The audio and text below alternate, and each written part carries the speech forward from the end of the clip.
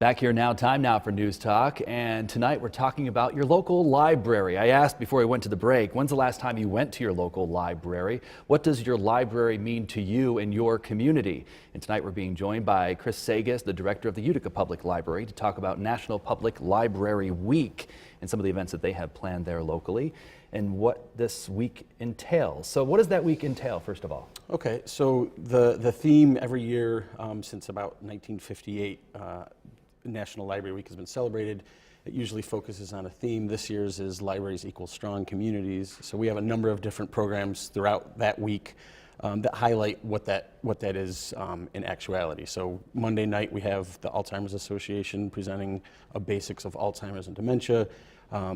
We have our a film series. Tuesday night we have a film that we're showing. Wednesday we're really excited. We host the Utica City School District K-12 art show.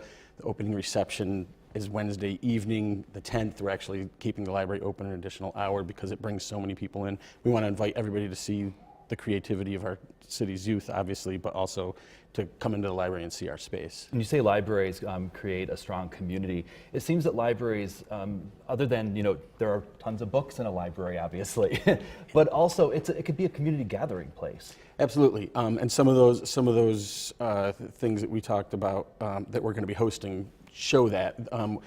One of the things that we've really seen an increase in is the need for not-for-profits, community groups to have forums for their own meetings. So the Red Cross will come in. We have citizen advocacy groups.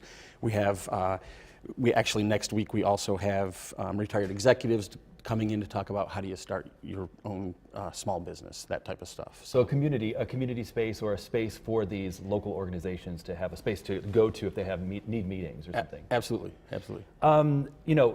Technology has changed over the years, and we're reading our books on tablets now oftentimes. How do libraries stay relevant in the brick and mortar library? Sure. So one of the things we've actually seen an increase in e-content use. The library buys e-content. We buy downloadable audio, downloadable books, and we've shifted more of our resources towards that. We're also seeing more people use those resources, so that only makes sense. Interestingly enough, a recent study just came out kind of examining the efficacy of kids reading on tablets with their parents versus the printed page.